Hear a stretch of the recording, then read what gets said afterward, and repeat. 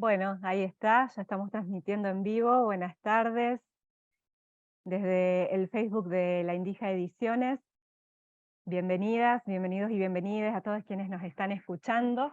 Y bueno, mi nombre es Laura Martín Sitch, por la editorial. La verdad que muy feliz, un poco nerviosa, muy contenta de tener a toda esta gente que les voy a presentar ahora en un momento. La verdad que una alegría enorme y un placer, y sumamente honrados por contar con la presencia de cada uno de ustedes, para presentar este libro que ya salió hace unos meses, que tuvo otras presentaciones, pero que ahora también tiene esta presentación, que la idea es que pueda llegar cada vez a más personas. A ver si lo alcanzan a ver ahí. ¿Mm? La masculinidad como tema de las ciencias sociales, herramientas y miradas para su intervención, que si bien fue compilado para Ariel Sanabria, hablamos de una escritura y de un trabajo colectivo, donde también contamos con, como les decía antes, con autoras, autores muy conocidos en su área, y también multidisciplinar. Así que eso ha hecho que este producto sea realmente valiosísimo para trabajar las masculinidades. Y voy a mencionar entonces a quienes forman parte de este libro, volviendo a agradecerles también por la participación y contarle a la gente que nos está escuchando que, bueno, cada uno va a ir hablando un poquito de lo que ha hecho, y que pueden dejar sus consultas, sus preguntas a través del Facebook, así nosotros se las pasamos después a cada autor, a cada autora. En este libro también están, el prólogo es de Viviana Seoane, y también escribe Claudio Robles, Martín Torres, Néstor Artiñano, Walter Chiribuela, Darío González, Lucio Mariani, María Moya, Rosa Entel, Claudia Campo, Diana Poblete, Silvia Marquicio, no sé si dije bien el apellido, María Gabriela Córdoba, Giancarlo Cuadrizzi, Liliana Carrasco, María Eva Sanz, Octavio Salazar y Enrique Stola, a quienes les damos de nuevo la bienvenida y el agradecimiento.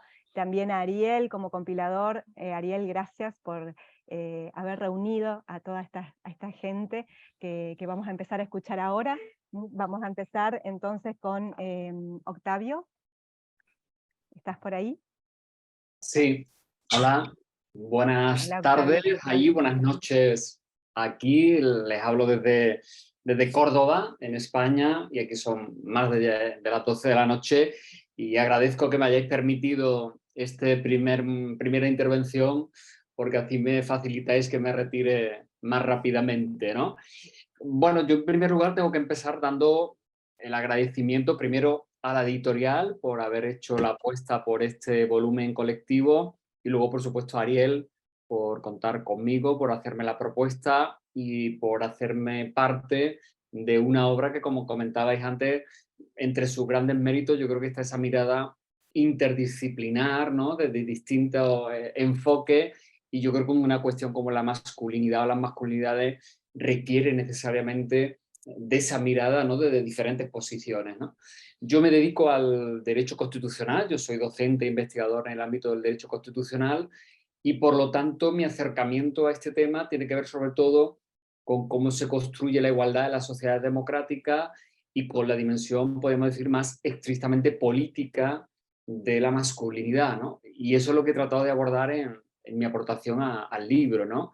Cómo construimos una democracia de sujetos equivalentes, ¿no? Esa idea de la equivalencia de hombres y mujeres, que yo creo que incluso es más potente todavía incluso que la igualdad en sí, y que es una idea que, por ejemplo, ha desarrollado muchísimo en su obra Marcela Lagarde, y que tiene que ver con cómo, en definitiva, construimos un modelo de pacto social, un modelo de convivencia, un modelo también jurídico. Yo, que me dedico al derecho, pues tengo claro que es fundamental el papel que tiene lo jurídico en esa transformación en la que estamos muchas y muchos. Y desde esa perspectiva, a mí me interesa, insisto, analizar el lugar de los hombres, el lugar de la masculinidad, en relación siempre a cómo nos construimos como sujetos políticos, cómo las estructuras de poder, incluso las democracias avanzadas, siguen siendo en gran medida estructuras muy patriarcales, muy masculinas y muy masculinizadas, y cómo, por lo tanto, tendríamos que plantearnos casi, yo diría, que una enmienda a la totalidad del sistema, si queremos que efectivamente todas y todos disfrutemos de igualdad de derechos en una democracia plena, ¿no? Entonces, ese es el enfoque de mi aportación, donde insisto en que, por supuesto, que las masculinidades se pueden trabajar desde dimensiones más individuales, más personales. Hace falta, sin duda, un cambio personal de los hombres, siempre, ¿no?, desde la lógica emancipadora del feminismo, pero al mismo tiempo esos cambios individuales tienen que ir acompañados de cambios estructurales, ¿no? Y que tienen que ver finalmente con las estructuras de poder. Poder político, pero también económico, cultural, académico. Y yo creo que ahí es donde está la gran dificultad que todavía tenemos por delante, ¿no? Yo creo que hemos ido avanzando poco a poco, todavía queda mucho, ¿no?, en la cuestión de los cambios personales, individuales. Algunos por lo menos estamos en ello, pero creo que todavía casi que no hemos iniciado el camino real de transformación de esa estructura de poder, ¿no?, donde la masculinidad va mucho más allá de lo que significa identificarnos como hombres y tiene más que ver con una especie como de mega estructura de pensamiento que acaba penetrándonos a todos y también a todas, ¿no? Porque también a las mujeres, de alguna manera, se os lanza la idea de que si queréis convertiros en sujetos poderosos y triunfantes en los sistemas modernos, tenéis de alguna manera que reproducir lo masculino y los patrones de comportamiento y de poder masculino, ¿no? Entonces, eso es lo que yo creo que hay que desmontar, ¿no? Por eso yo incluso soy muy crítico con conceptos como el de las nuevas masculinidades, ¿no?, o ese tipo de adjetivos, porque yo creo que el propósito tiene que ser más ambicioso, ¿no? Hay que desmontar la masculinidad, ¿no? A mí me interesa fundamentalmente ese sustantivo y lo que representa, y por eso le doy mucho menos valor a los distintos adjetivos que podamos ponerle, ¿no? Entonces, bueno, espero que las páginas con las que yo he contribuido al volumen aporten algo de luz a esta orientación y generen como mínimo un debate sano e interesante, que yo creo que es lo mejor que podemos conseguir cuando hacemos una publicación de este tipo, ¿no? Por mi parte, poco más que añadir, porque tampoco estaría aquí mucho rato hablando, pero somos muchos y mucho en el uso de la palabra y creo que es mejor pasar ya el testigo, ¿no? Insistiendo en mi agradecimiento y en el lujo de poder estar en un volumen de estas características, bueno, y espero que sea el primer, ¿no?, paso de una larga relación de colaboración entre los dos lados del Atlántico. Muchas gracias y buenas noches, buenas tardes desde ahí. Muchas gracias. Gracias, Octavio. Bueno, vamos a darle la palabra a Enrique. Yo lo que no había mencionado anteriormente es que el libro está dividido en 4 partes. Octavio, el capítulo de Octavio está en la parte que se llama Voces desde la ciencia jurídica y la psiquiatría, y el artículo es Desmantelar la masculinidad como presupuesto de una democracia de equivalentes. Así que bueno, muchas gracias, Octavio. Vamos a pasarle entonces la palabra a Enrique, que también está en esta misma parte del libro, con el artículo Cultura de la violación, incesto paterno-filial e incesto eclesiástico. Bueno, buenas tardes en Argentina. Yo estoy ahora por unos días en Madrid, así que aquí es buenas noches. Muchísimas gracias, Ariel, por la invitación y a la Endija Ediciones por impulsar y publicar este libro. Y muy contento de estar con tantos colegas y tantas colegas que están trabajando en toda esta cuestión, ¿no?, y este abordaje interdisciplinario. Les cuento por qué se me ocurrió escribir ese artículo. Hace ya tiempo que vengo pensando, y a partir de las enseñanzas de Eva Giberti, la importancia del incesto paterno-filial en el sostenimiento de la estructura patriarcal. Este incesto paterno-filial que aún todavía en el Código Penal y en los códigos penales de este occidente cretino no se nombra como tal, sino generalmente es la figura de abuso sexual agravado o agresión sexual agravado por el vínculo, etcétera, ¿no? En donde no está claro que no es lo mismo que a un niño o una niña la agreda sexualmente el padre que cualquier otro familiar. Pero a la vez, una vez estando acá en Madrid, tuve la oportunidad de leer lo que expresaba el vocero de la Conferencia Episcopal de España, en donde decía que, bueno, que los abusos en la iglesia no eran tanto, que estos se producían en otras instituciones. Claro, el señor no contaba los 2000 años, ¿no? Solamente tomaba los últimos 20 años, pero que existían otras instituciones en donde había más abusos, etcétera. Y algo no me cerraba de esto que decía este tipo, y empecé a pensar lo que era el incesto paterno-filial, el incesto eclesiástico, es decir, niños, niñas que por diversas situaciones son y diversos contextos sociales son agredidos sexualmente. Y después empecé a ver que en realidad la Iglesia Católica es la que inventó esas famosas palabritas, ideología de género, en la década del 90, y a partir de la cual ha reunido y activa, y hoy activa, a toda la oposición a los estudios académicos de género producidos por las compañeras feministas en todo el mundo. Y me di cuenta que desde la construcción de los Estados-nación o de las monarquías parlamentarias, la Iglesia Católica siempre estuvo presente y ha estado presente en dos áreas que son fundamentales para el sostenimiento de la sociedad patriarcal, que son el poder judicial, que en toda estructura, todas las sociedades son sociedades de dominación, pero en toda estructura social el poder judicial es lo más conservador que hay porque tiene que conservar la dominación masculina de clase y racial.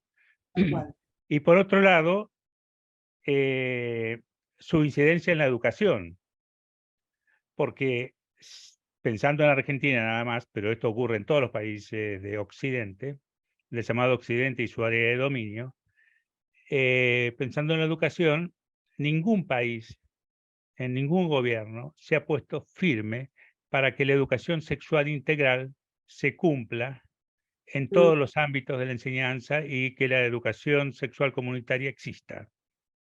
Esto significa que millones de niños y niñas y niñas no tienen voz porque no tienen la educación que les permita buscar ayuda en caso de agresión sexual, y a la vez hay una coerción dentro del Poder Judicial a todas aquellas mujeres, madres, que se atreven a denunciar el incesto paterno-filial con concepciones, construcciones ideológicas como la alienación parental, etcétera, síndrome de alienación parental, que tienen su basamento en estas concepciones cristianas. Así que lo que señalo en el artículo es la responsabilidad política que tiene la Iglesia Católica y los sectores conservadores y otras iglesias, pero la fundamental en este occidente capitalista es la Iglesia Católica, en el sostenimiento de la cultura de la violación, en la protección de los abusadores y de los agresores sexuales y en la desprotección de la infancia. Nada más que eso. Muchas gracias. Gracias, Enrique. Gracias, Octavio, también. Muchas gracias, Muchas Enrique. gracias. Bien. Bueno, seguimos entonces con Claudia y Silvina, ¿sí? Ellas están en la parte del libro que se llama Miradas desde la psicología, y el artículo es Masculinidades alternativas entre el cambio y la incomodidad. Bueno, les dejamos a ellas la palabra. Bueno, muchas gracias Laura, muchas gracias a la editorial Ariel por esta invitación, así como quienes estuvieron antes, agradecemos muchísimo. También está Silvina Marchisio y Diana Poblete, que recién se sumó, y que somos las tres autoras de este artículo. También ahí sonríe Gabriela Córdoba, porque ella fue una de mis jurados de la tesis doctoral, de la cual este artículo forma parte. Bueno, nosotras provenimos del campo de la psicología, especialmente del psicoanálisis, y en este artículo trabajamos, hacemos una síntesis de uno de los temas abordados en mi tesis doctoral, que fue dirigida por Silvina y por Diana, y que le damos continuidad, digamos, de alguna manera a la temática que abordamos en nuestro proyecto de investigación en la Facultad de Psicología en la Universidad Nacional de San Luis. Específicamente yo abordé en mi tesis doctoral la temática de las masculinidades y las violencias desde un psicoanálisis con perspectiva de género. Nosotras pensamos que este marco que utilizamos de alguna manera tiene que ver, por un lado, con el paradigma de la complejidad, digamos, ¿no? Y en ese sentido recurrimos a otras disciplinas científicas que nos sirvieron de aporte y de ayuda para abordar esta temática que por cierto es muy compleja. También tomamos en consideración parte de las epistemologías feministas, para hablar desde un lugar de mujeres, ¿no? que empezamos a abordar las masculinidades, y también siempre desde un pensamiento situado, por supuesto, como plantean las epistemologías feministas. En este artículo en particular, nos pusimos a discutir y a debatir y a pensar en relación a aquellas masculinidades, digamos, que podrían encontrarse por fuera de las masculinidades hegemónicas. Y bueno, ahí nos planteamos unos cuantos interrogantes, como decía antes el señor que me precedió, que no me acuerdo exactamente el nombre, pero en todos estos calificativos nos detuvimos a pensar que más allá de cómo las nombremos, lo importante es sostener, o que los varones puedan sostener, prácticas más que discursos, ¿sí? Para poder tener verdaderos cambios al interior del colectivo de varones. Siempre tomando o como nuestro eje el psicoanálisis con perspectiva de género, y en ese sentido nos basamos en conceptos que tomamos de maestras y pioneras que trabajan aquí en la Argentina, entre ellas Mabel Burín, Irene Meller. Nos basamos en una idea de Deborah Tager, que hace alusión justamente a masculinidades, a distintos tipos de masculinidades. Nosotras tomamos como eje las transicionales, aunque también habla de las tradicionales y las innovadoras, que nos parecía que esta clasificación de alguna manera tenía algún punto en común con aquellos varones que nosotras estábamos tratando de pensar por fuera de ese campo de la masculinidad hegemónica. Ya como para ir cerrando, nosotras pensamos que, digamos, nos planteamos de cómo se van constituyendo desde muy tempranamente las subjetividades, en este caso las subjetividades masculinas, y creemos que es muy importante pensar en nuevos modelos masculinos o nuevos modelos parentales, paternos, que justamente tengan que ver con esto novedoso, ¿no? Para que existan varones, niños pequeños, que incorporen estos nuevos modelos y que puedan ser realmente desde allí, desde donde se puedan sostener en las prácticas estas nuevas masculinidades, que más allá de los nombres o de los adjetivos que podamos ponerles, tomando distintos autores de otros campos también, tiene que ver con las prácticas, justamente para dar lugar a relaciones de género más equitativas, a relaciones como aspiración que estén por fuera de la violencia, cuestionar la simetría de género, etc. En términos muy generales, también para dar lugar a los otros colegas, no sé si Silvina y Diana quieren agregar algo más, me parece que en general es eso. Está bien para mí. En todo caso, después podemos intercambiar. Gracias, Clau. Gracias, Silvi. No la veo a Diana, pero ¿está ahí, Diana? Está. Ah, perfecto. Hola, Diana. Hola, querida. Hola. ¿Cómo estás? Muchas gracias, por muchas estar. gracias. Sí, de todo caso sí, conversamos, intercambiamos, pero muy interesante porque realmente es verdaderamente interdisciplinar. Muchas gracias, Ariel, Laura, bueno, y a los demás profesionales, colegas. No, gracias a ustedes por sumarse. Alegría verlas, hace un montón que no las veo personalmente. Sí. Bueno, seguimos entonces con Viviana Seoane, que es autora del prólogo. Nos dimos, para quienes recién nos empiezan a escuchar, estas licencias de empezar antes para quienes se tenían que retirar, así que ahora, bueno, vamos a escuchar a Viviana. Hola, buenas tardes a todos, a todas, a todes. La verdad que para mí fue un placer leerlas y leerlos y leerles.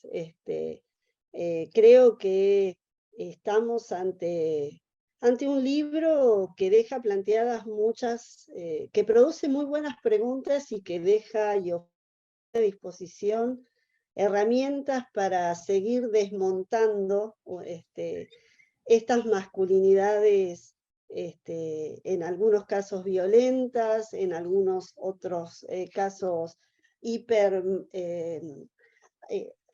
hipermasculinizadas, muy ajustadas a lo que demanda el mercado, etcétera, y etcétera.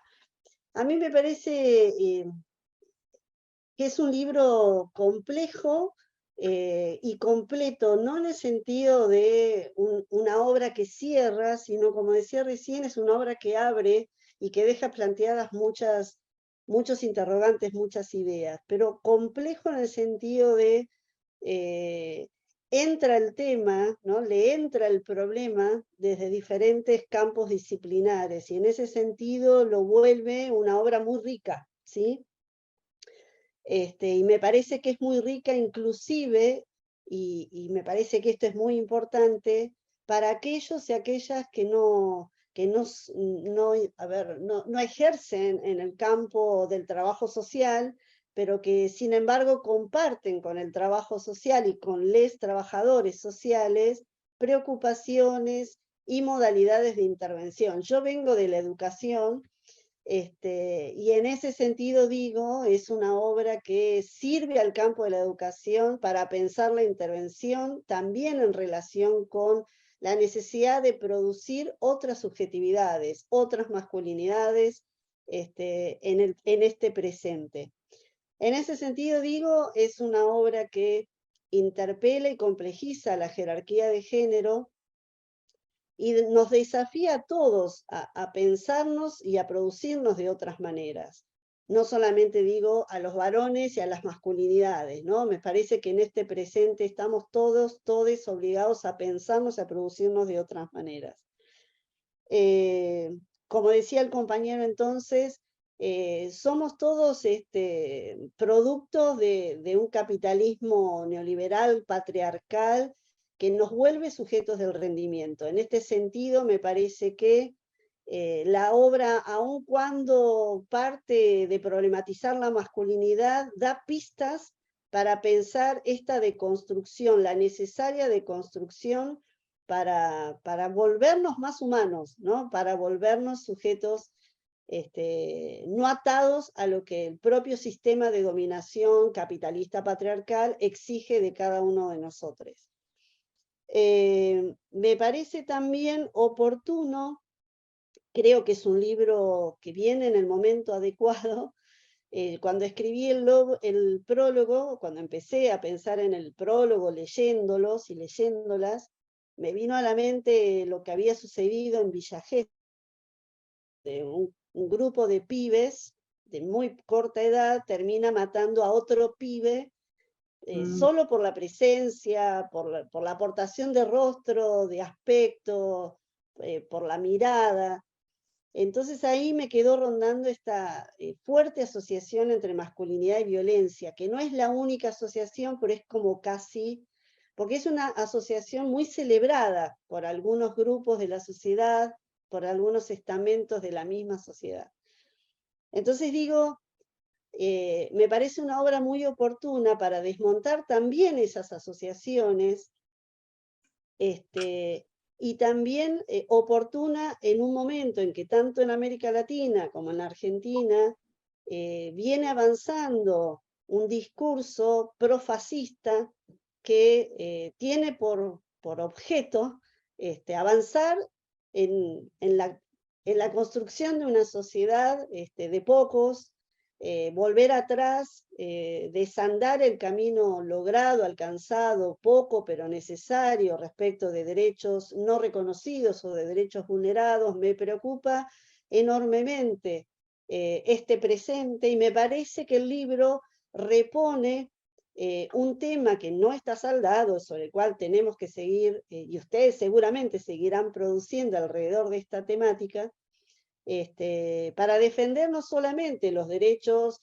del colectivo LGBTIQ+, de los varones que se autoperciben y se producen como masculinidades equivalentes, más respetuosas, más sensibles, pero también de un mundo que pueda alojar la diferencia, la otredad, de modos más amorosos. Y en este sentido creo que el feminismo ha hecho un gran aporte a pensar una sociedad, no sé si de iguales, ahí digo, habría que pensarlo, pero sí por lo menos una sociedad que se reconozca en la interdependencia de lazos, ¿no? Que nos reconozcamos como siendo parte de una trama social que nos necesitamos todos. Bueno, no sé, Ariel, yo agradezco la invitación, primero Ariel, porque aparte es un amigo y lo conozco y sé que me quiere. Bueno, a Darío también lo conozco más que al resto, son amigues, así que agradezco la invitación a Ariel, por supuesto que agradezco a la editorial que haya dado lugar a este material, a este bello material, y bueno, no sé, Ari, si ¿qué querés que compartamos algo más? Gracias, Vivi. No, gracias. Ahí, bueno, hago de nexo, Lau, porque habíamos planteado que ahí por ahí seguía Claro.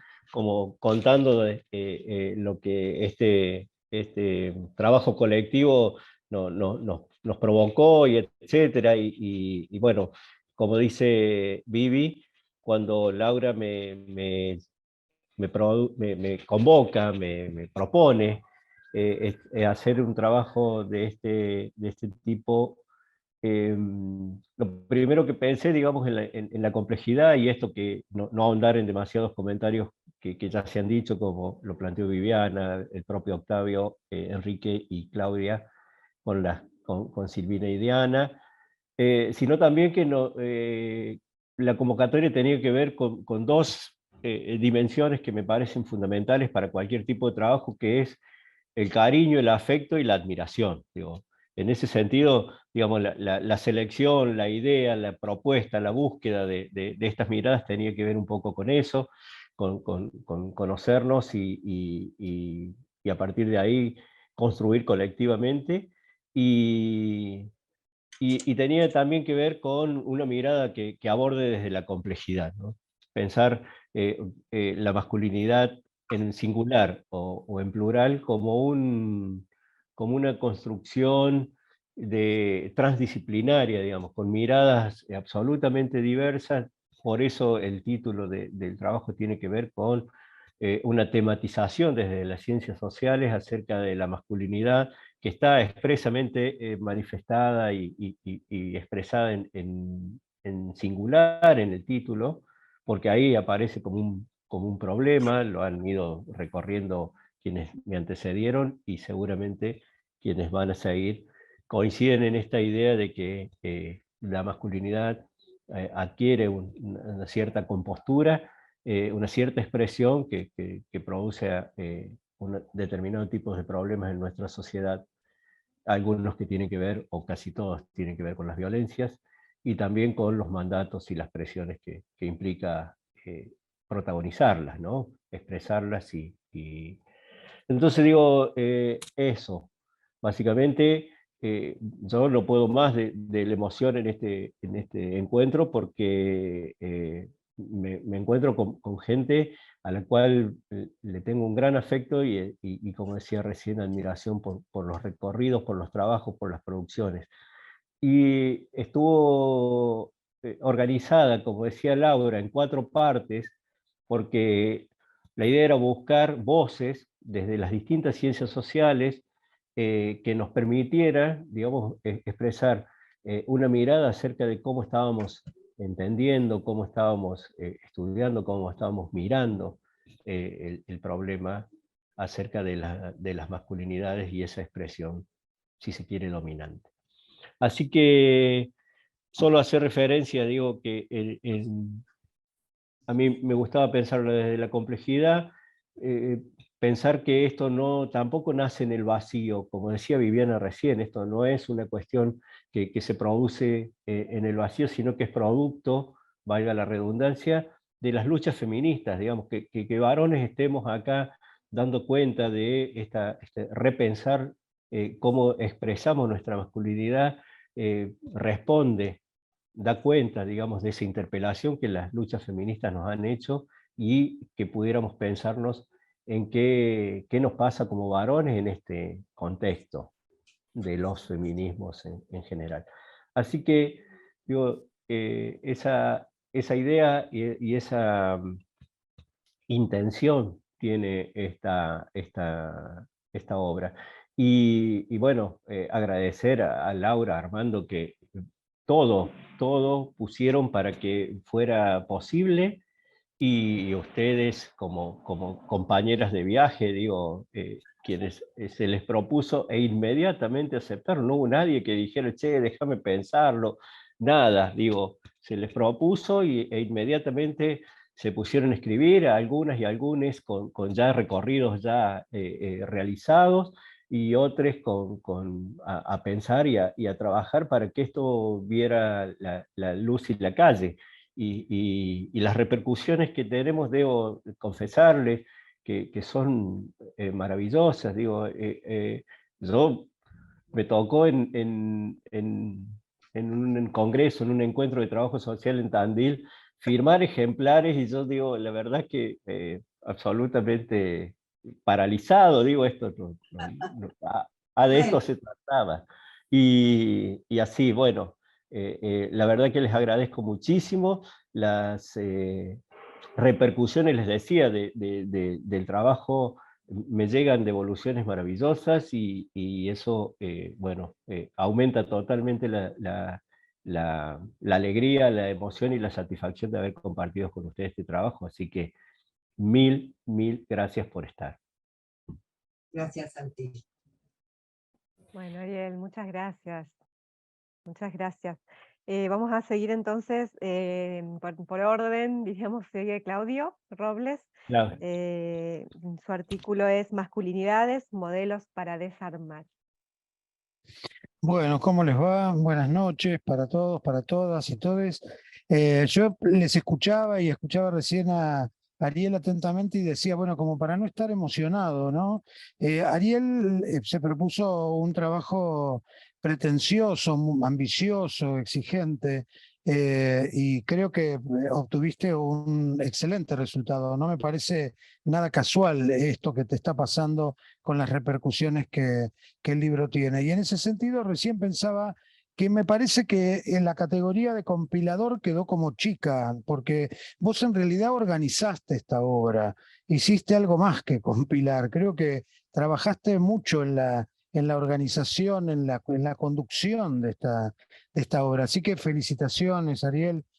Vos tenés mucho que ver con este resultado y por supuesto me sumo a los agradecimientos a una editorial que se hace sensible y escucha también y está atenta a qué es lo necesario, de qué tenemos que hablar, ¿no? Bueno, yo llego a la temática de las masculinidades desde la investigación en trabajo social. Comencé investigando sobre homoparentalidad y después, primero sobre familias, luego sobre familias y homoparentalidad, y después nos acercamos a la temática de las masculinidades desde dos proyectos de investigación. Y a mí me interesó pensar la masculinidad como un modelo para desarmar y también las masculinidades, porque hay mucho que deconstruir en torno a todo esto, inclusive estas categorías que, como bien lo planteaba Octavio, también merecen ser discutidas, ¿no? Esta idea de las nuevas masculinidades, lo que Lucho Fabri llama la política de las adjetivaciones, ¿no? Esta idea de ponerle muchos adjetivos y no cuestionar en definitiva la masculinidad en singular como un proyecto hegemónico, extractivista, que es lo que es, ¿no? Un proyecto que saca provecho y fuerza de la fuerza femenina y de la capacidad de pensar incluso femenina, no solamente de la fuerza física femenina. Bueno,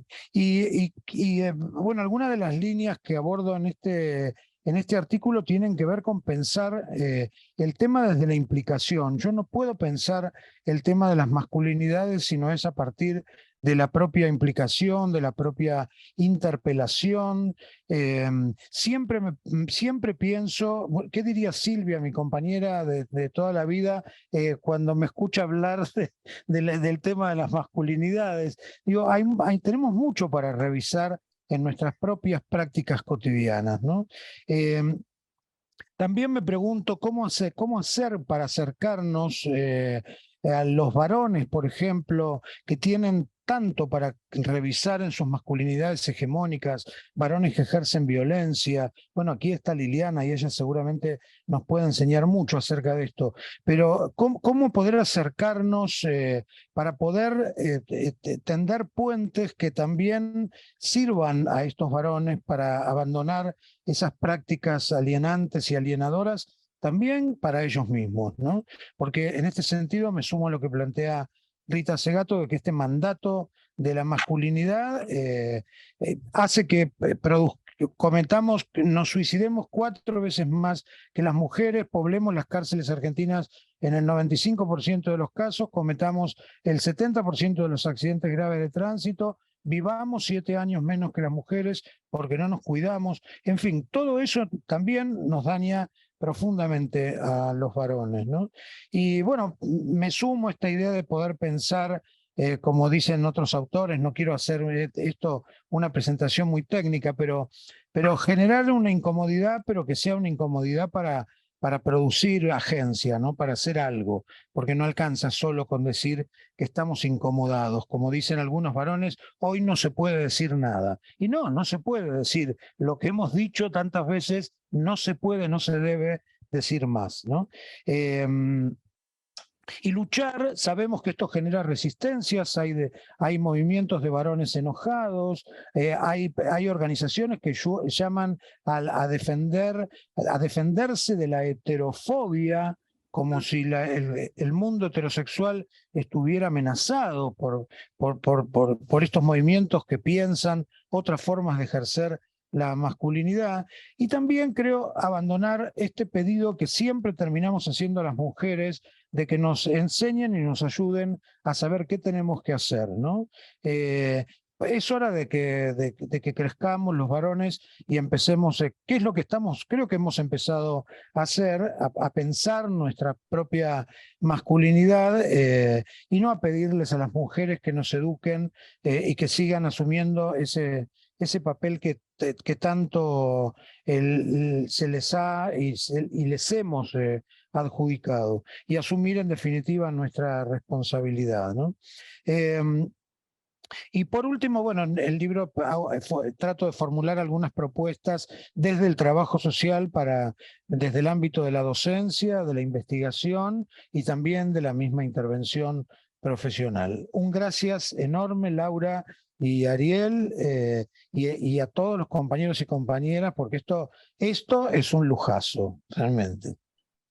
Gracias, Claudio. Bueno, muchas gracias, Claudio. Gracias, Claudio. Ahí se conectó, a ver, se está conectando. Bueno, y si no seguimos con Walter, ¿te parece, Ariel?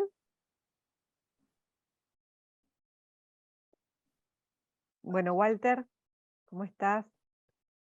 Bueno, buenas tardes a todas, a todos.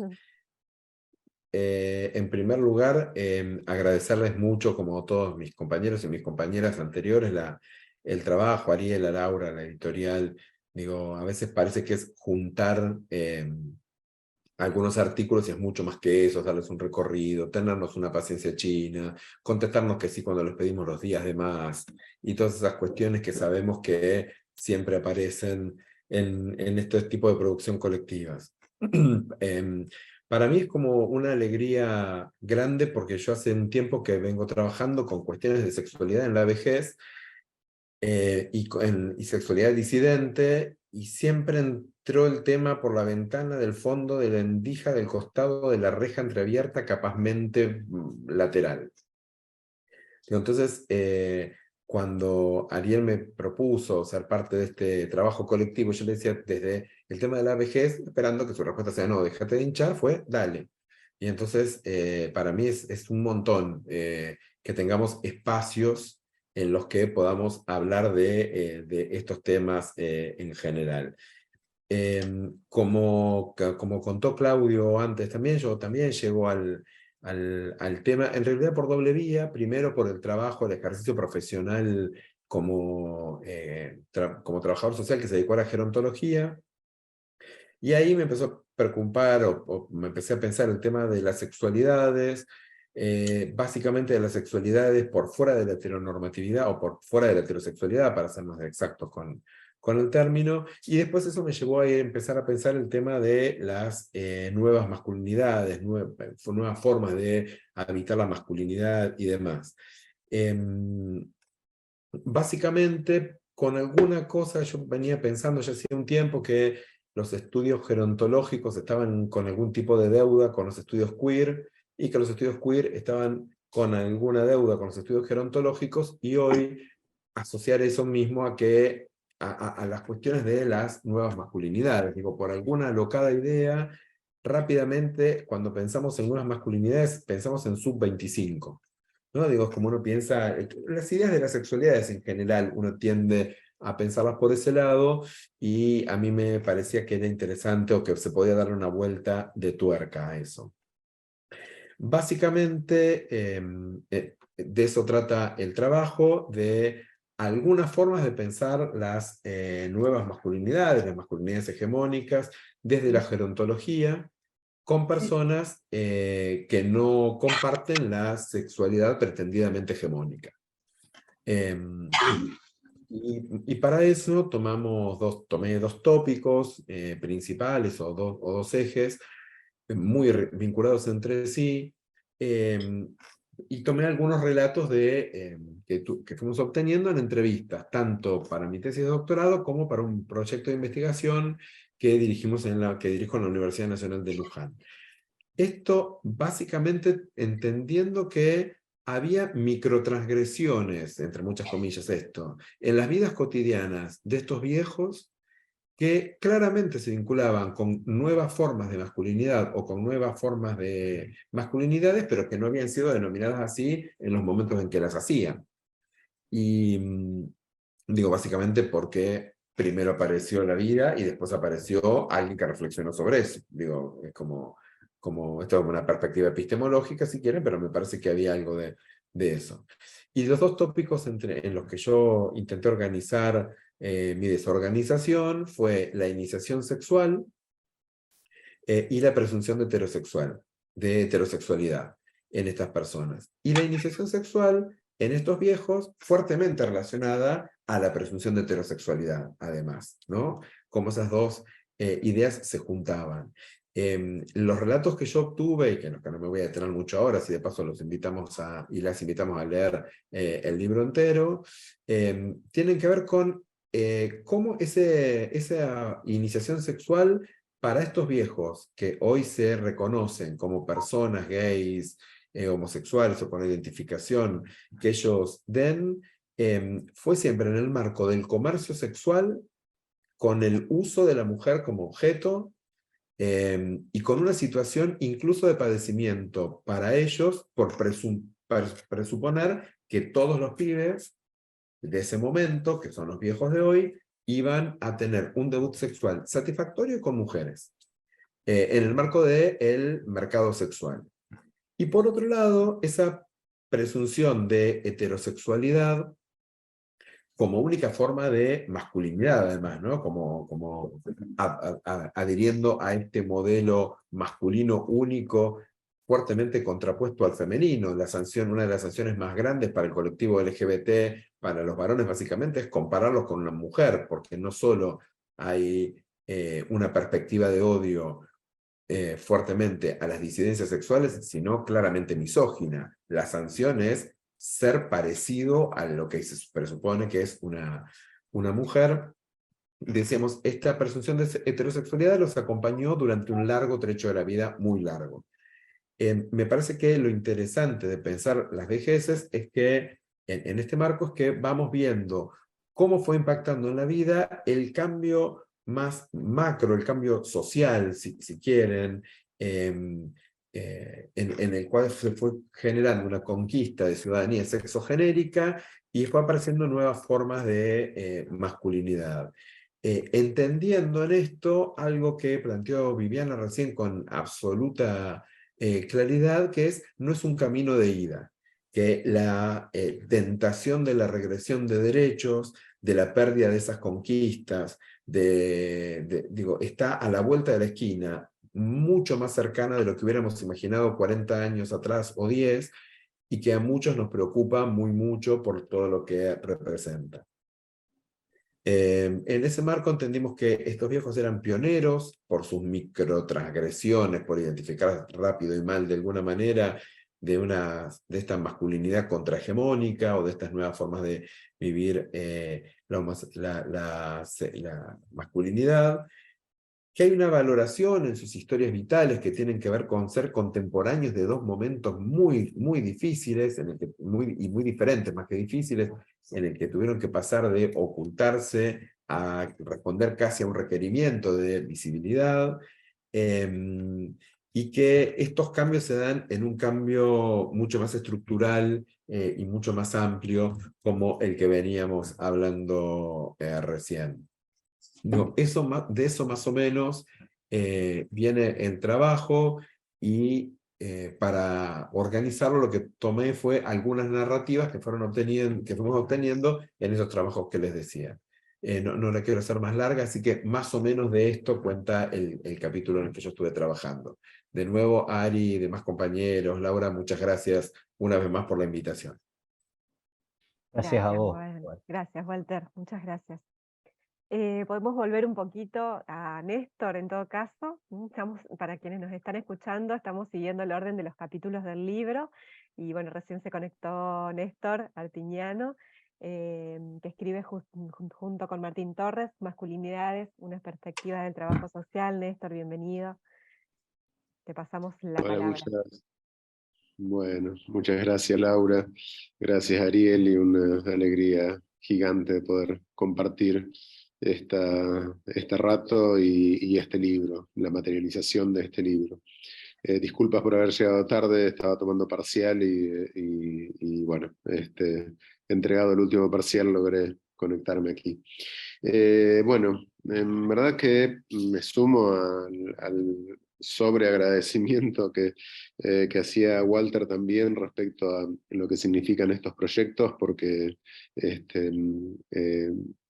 pobre Ariel, mi solidaridad para con él eterna respecto a los tiempos, los plazos, las imposibilidades y demás, y sabemos todo lo que eso significa, pero bueno, también sabemos que en la persistencia están los logros, y creo que Ariel ha podido dar muestra de eso, al menos con Martín y conmigo, que veníamos con algunos tiempos medios difíciles, pero se logró concretar este aporte a este libro, y que en verdad creo que es un logro gigante. Les cuento un poquito más o menos de qué va este artículo. Tanto Martín Torres como yo somos trabajadores sociales de la Facultad de Trabajo Social, egresados ambos de la Universidad Nacional de La Plata, y nos interesaba hacer como ahí algún mínimo aporte, alguna reflexión respecto a pensar las masculinidades y desde una perspectiva desde el trabajo social. En eso creo que un poco pasamos por enaltecer la importancia, bueno, de la categoría de género, de cómo también pensar en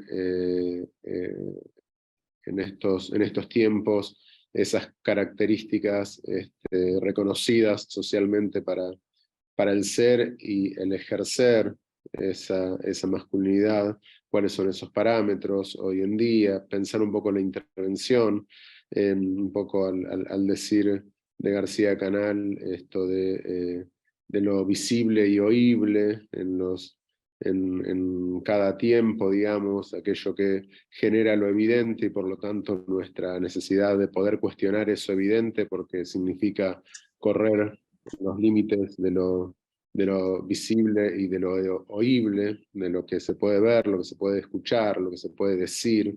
Y en esto creo que es la posibilidad de pensar la intervención como la articulación entre lo colectivo y lo subjetivo, no como una receta, sino como pensadas las situaciones singulares contextualizadas en un proceso, digamos. El trabajo social nos gusta siempre hablar de esta idea de proceso, y bueno, en marco de ese proceso poder desnaturalizar, creo que siempre esto no es nada nuevo lo que digo, digamos, pero siempre esta cuestión de a las situaciones estadísticamente justificadas, enseguida la sociedad tiende a naturalizarlas, ¿no? Y entonces, bueno, poder desnaturalizar eso y poder hacer visible lo que se intenta invisibilizar. También en cierta sintonía con algunas cosas que planteaba Walter recién, una crítica a cómo aparece, digamos, la heterosexualidad obligatoria, el tema, una crítica a los binarismos, cada vez que la sociedad se organiza en base a binarismos, siempre sabemos que están los grises de por medio y que eso se tiende a invisibilizar, y ahí aparecen las grandes injusticias o los grandes desconocimientos o no reconocimientos sociales sobre sectores de la población. También hay una reflexión sobre cómo se está viviendo a partir de algunos talleres con jóvenes y demás, la angustia que prevalece en muchos jóvenes varones en cómo vivenciar estos tiempos, digamos. Son tiempos, creo que se vivencian como desafíos, digamos, pero como que en otras épocas estaba como todo más pautado, ¿no? Entonces me parece que dentro de, si se quiere, lo prohibido, lo permitido, de otra época, ahora hay otros parámetros que también llevan a otras estrategias de pensarse en estar siendo en la sociedad. Quizás otro tipo de angustias, pero también angustias. Y bueno, estas situaciones también pensándolo con intervenciones que requieren de miradas complejas, digamos, siempre tratando de superar los simplismos o las explicaciones unilineales, y siempre tratando de ensanchar los marcos teóricos para poder comprender lo que estamos intentando comprender, explicar e intervenir también. Y bueno, también pensar la masculinidad como un campo de disputa. Hay yo creo que es una imagen cuasi traumática cuando a la salida de la pandemia vimos las primeras movilizaciones antivacunas y demás, que en contra de la libertad y demás. Seguramente algunas o algunos de ustedes recordarán esa imagen de una movilización en Córdoba donde un grupo de varones se había organizado con ropas camufladas y una bandera pintada, grande, gigante, que decía Patriarcado Unido Argentino, el PUA. Y bueno, eso creo que ahí está el campo de disputas dentro de las masculinidades y dentro de los avances en la lógica de la pluralidad. También es muy posible que hayan devoluciones de gentilezas, digamos, de este tipo, en donde lo más conservador también pueda intentar, sin revisar cuestiones, organizarse en función de algo que por momentos nos parece que ya está como consolidada la crítica al patriarcado, pero sabemos también cómo el patriarcado tiene la habilidad de reorganizarse y de fortalecerse y de dar también sus peleas. Y también la idea de, en las intervenciones, también siempre tener presente las cuestiones de la presunción de la heterosexualidad y cómo eso muchas veces sigue funcionando, ya sea en intervenciones, entrevistas o demás. Y bueno, como para terminar, digamos, este horizonte en las intervenciones, siempre pensando en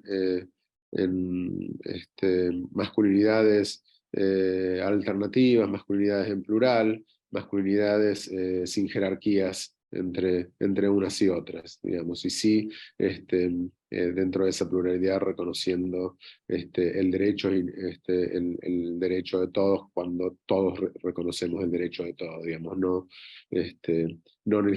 legitimando, digamos, dentro de esa pluralidad, pudiéndola reconocer, pero no legitimarla como una igual, aquellas que puedan defender, por ejemplo, una cuestión jerárquica como es la del patriarcado. Bueno, más o menos de esto va el aporte nuestro a este libro. Muchas gracias nuevamente. Muchas gracias. Gracias, Néstor. Muchas gracias, Néstor. Bueno, ahora sí pasamos al artículo que escribieron Darío González, Lucio Mariani y María Moya, Géneros y masculinidades, voces situadas, así que te damos la voz, Darío. Bueno, buenas noches. La verdad que un placer la invitación. Gracias, Ariel. A Viviana, Seoane, creo que han sido los mentores de que hayamos escrito esto. Los tres hemos finalizado una especialización en géneros, sexualidades y educación de la Universidad de La Plata, y bueno, el artículo que hemos escrito acá, porque nos hemos encontrado en esta trayectoria formativa, siempre pensando al género y a la masculinidad en particular desde otras geografías, ¿no?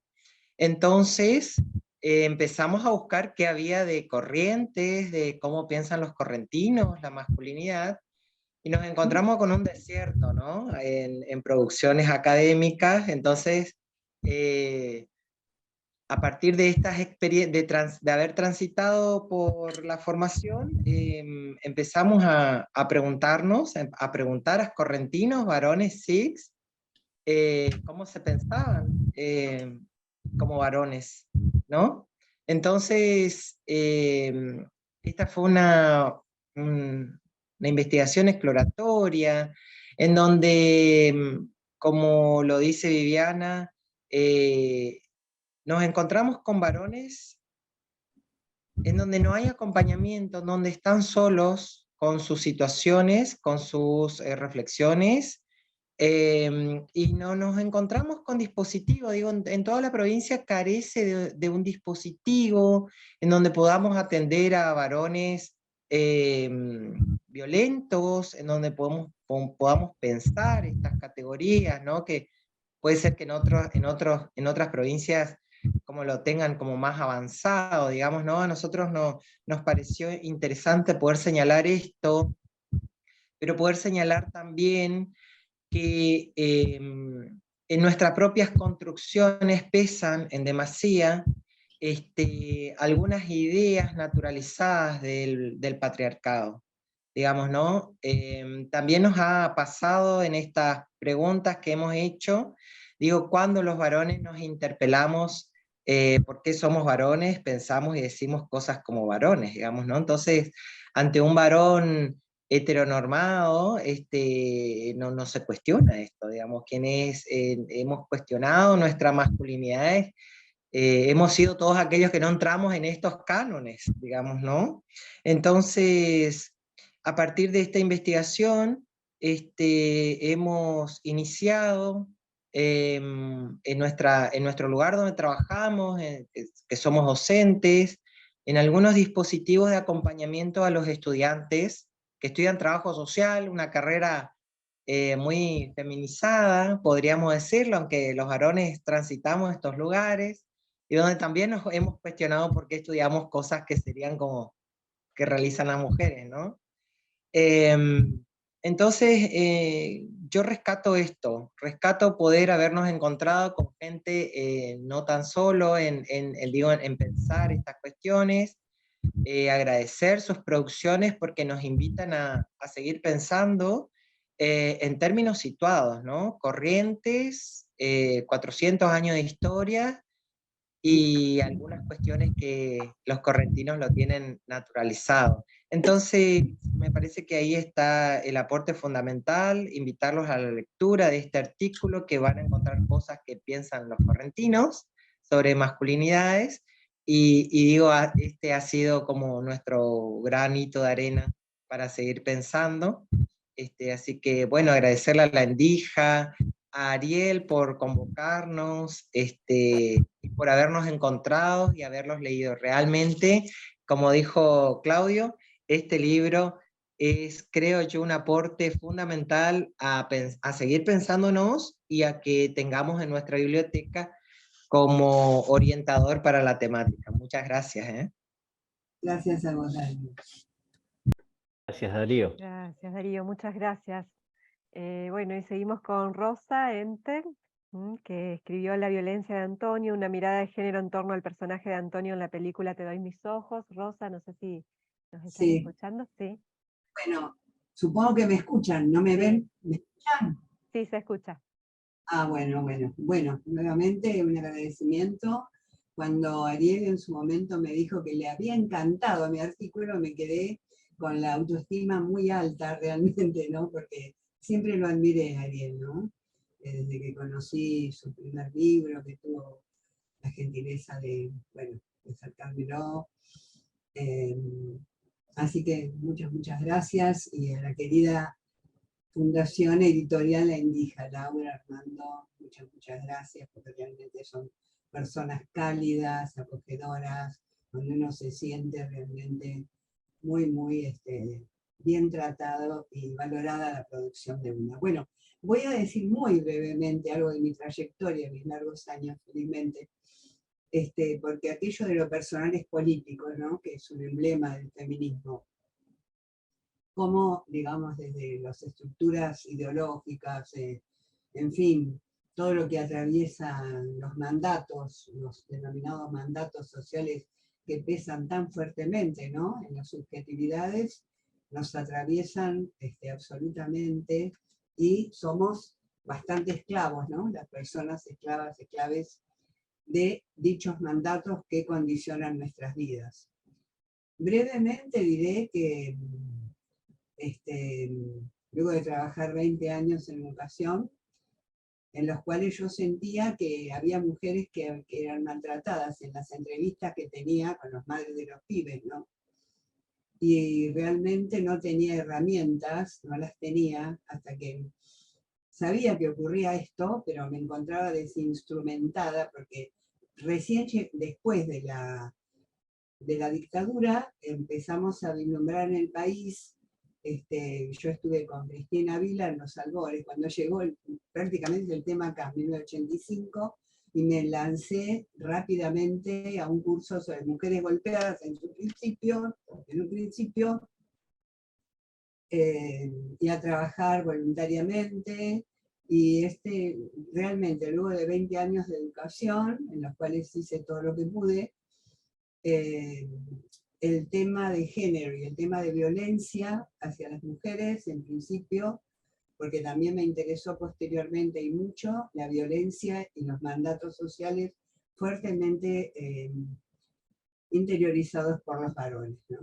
Así que eso cambió mi vida, y sentí también que como trabajadora social, con aportes que tengo de la psicología social, que si bien mi profesión es trabajadora social, ¿no? En principio asistente social, soy de las primeras, luego trabajadora. Bueno, me encuentro entonces con el tema que, bueno, cambió mi vida, porque lo personal es político. Yo también había experimentado, y lo seguimos, porque todos estamos en este sistema patriarcal, ¿no es cierto?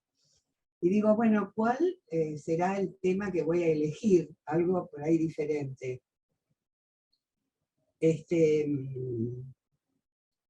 Entonces empecé a pensar, bueno, les quería decir también que en mi primer libro del año 2002, que ya hablaba, Mujeres en situación de violencia familiar, quería destacar nada más que esto, hablo de varones violentos y de el varón violento frente al embarazo. O sea, que había notado en las entrevistas que ya iba haciendo en el servicio, ¿no? Como voluntaria, frecuentemente da violencia, muy frecuente, digo, cuando la mujer se encuentra embarazada. Incluso con situaciones muy crueles, en los cuales estos varones, más que a un hijo procreado por él mismo, ven a un rival, ¿no? Por esto de los delirios celotípicos, de los quizás mal llamados celos patológicos. Bueno, entonces, no sigo con la trayectoria, sino que voy a hablar muy brevemente de por qué elegí, como cinéfila creciente que soy, en los últimos años, me coordino Cine Debates y demás, el capítulo de una película excelente que se llama Te doy mis ojos. Y, digamos, traté de describir el personaje. En realidad es una pareja simbiótica, es una pareja en la cual uno no puede vivir sin el otro.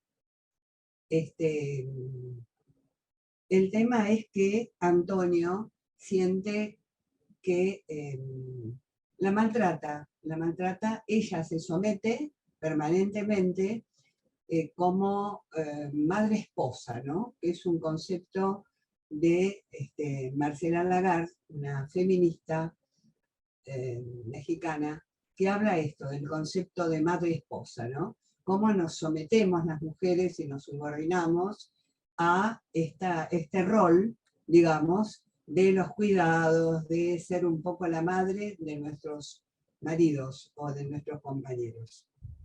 Antonio es un típico violento, tiene el típico perfil de varón violento. Al entrar en la película, en el personaje, yo siento, de alguna manera sentí, que entraba como, digamos, entraba dentro de la vida cotidiana de esta familia, ¿no? Que la verdad que configura una ficción, ¿es cierto? Una ficción muchas veces, no siempre, del amor romántico, ¿no? De que hasta la muerte nos separe. Hoy nombraban algo de la iglesia, ¿no? Yo recuerdo que algunas de las mujeres que atendí tantas veces, ¿no? Cuando le preguntaban en la confesión al cura qué hacer ante la violencia de su pareja, decía, mira, hija, las mujeres tienen que aguantar, porque son el pilar de la familia. Bueno, esto da para pensar. Bueno, son un matrimonio así, hasta que crecientemente la esposa va evolucionando, lo abandona, lo quiere abandonar, aunque hay idas y vueltas. Es muy, muy interesante la película. Y el personaje de Antonio, que aparece como todopoderoso y cruel y violento, es internamente, como lo son, a mi entender, y es así de acuerdo a las lecturas, internamente son varones internamente débiles, ¿no es cierto? Es muy probablemente que hayan sido a su vez violentados y humillados por su propio padre, porque en las historias también se detecta esto, ¿no? Bueno, así que, por ejemplo, hay escenas muy interesantes en grupos de varones que presenta la película, ¿no? Y en el cual el psicólogo, el terapeuta, hace algunas dramatizaciones y les hace preguntas y los varones están como muy con dificultades para expresarse, a los cuales traté de denominar como analfabetismo comunicacional, ¿no? Y emocional, como repitiendo las mismas frases y demás. Así que decía que el tema de los mandatos, el tema del amor romántico, en fin, es muy, muy largo esto, ¿no es cierto? Pero me pareció que penetrar en la vida cotidiana de este varón podría llegar a ser ilustrativo. Finalmente, en el capítulo que se observa, él, a medida que ella va avanzando, porque lo deja, va avanzando en su vida laboral, más es la ira que no logra dominar y los delirios y digamos los celos que de alguna manera se denominan patológicos, ¿no?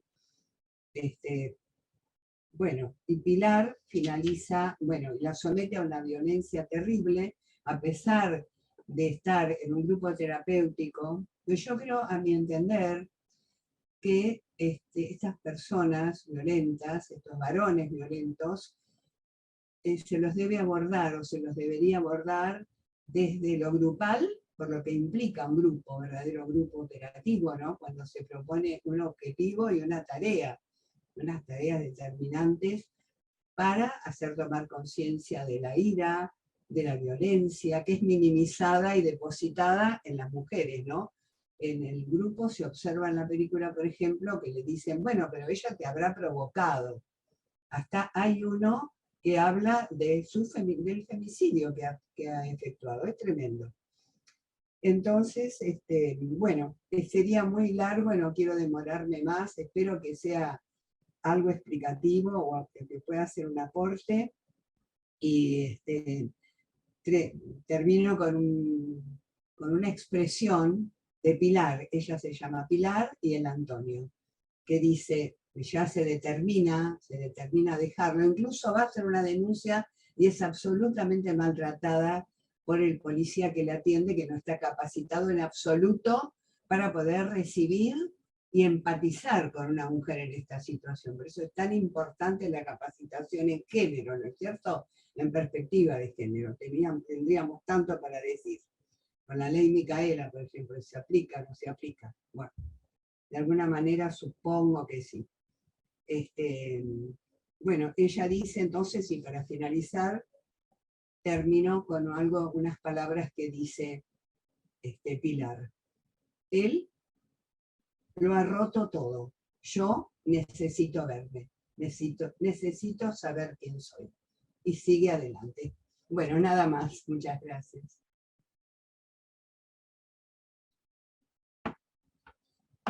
Gracias, Rosa. Muchas gracias. Bueno, ahí estábamos con unos problemitas de Ariel, de conexión. Se iba a volver a ingresar. Así que bueno, ahora seguimos con otra parte del libro que hoy ya estuvieron hablando, pero volvemos, miradas desde la psicología, con el artículo de María Gabriela Córdoba, la emocionalidad masculina, vicisitudes de la experiencia intersubjetiva. Así que te damos la palabra, Gabriela, muchas gracias.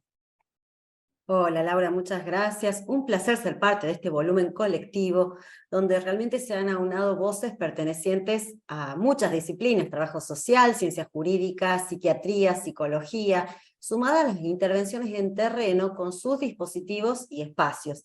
Y si bien todos los autores han hecho contribuciones muy interesantes, me gustaría destacar un aspecto común que va más allá del hecho de ser nucleados por las ciencias sociales, y que para mí se resume en la importancia de desafiar las normas de masculinidad tradicionales para deconstruirlas y dar lugar a la promoción de masculinidades más sensibles, solidarias y justas, pudiendo preguntar a todo ese amplio abanico de masculinidades, lo cual tiene impactos tanto en la reconfiguración de las identidades masculinas como en la posibilidad de una nueva comprensión de las relaciones de género que creo que esto contribuiría a una transformación social con espacios para todas, todos y todes. Y en este sentido tomo las palabras de Claudio Robles cuando afirma que abordar estos temas no constituye un asunto de creencia. Creo que acá para todos obedece a, como él lo dice, una responsabilidad profesional que se sustenta en la ley, los marcos teóricos y los principios éticos del ejercicio profesional, ¿no? ¿Y por qué hoy resulta indispensable que abordemos las masculinidades? Bueno, ahí martinianos son muy claros. Dicen que es imprescindible debatir los ordenamientos sociales de género porque así podríamos problematizar las implicancias políticas, culturales, sociales y económicas que suponen esos ordenamientos. Y Darío y Lucio y María de los Ángeles agregan cómo la vida cotidiana sigue presentándose como una realidad interpretada por los hombres. Entonces, si esa realidad para ellos tiene un significado subjetivo de un mundo coherente que alberga la significación del ser hombre, creo que con este libro y con estas intervenciones podemos empezar a sacudir esas características y expectativas del modo en que conocemos la masculinidad. Porque tal como plantea Ariel Sanabria, a pesar de que hay avances recientes en cómo la estamos revisando, parecería que conserva una especie de núcleo duro, de expresión tradicional de esos valores masculinos que tienden a conservar sus privilegios. Y yo agregaría con una tendencia también a generar costos para los varones. Y no es solamente el costo de tener que cumplir con estos mandatos, sino también el tema de aparentar. Aparentar, yo lo entiendo como ponerse una máscara, un disfraz constante de fortaleza, de valentía, de tener que tomar siempre la iniciativa, y obviamente no nos olvidemos de la competencia masculina, ¿verdad? Los varones deben aparentar saberlo todo y poderlo también todo, porque es una clara demostración de poder.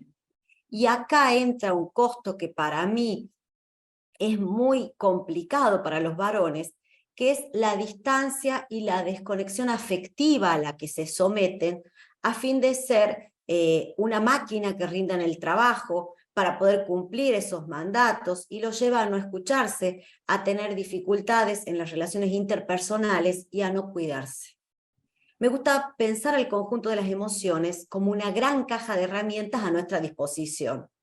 Pero si de esas herramientas tomamos solo una, por ejemplo, un martillo, sería muy complicado utilizarlo para atornillar algo, ¿verdad?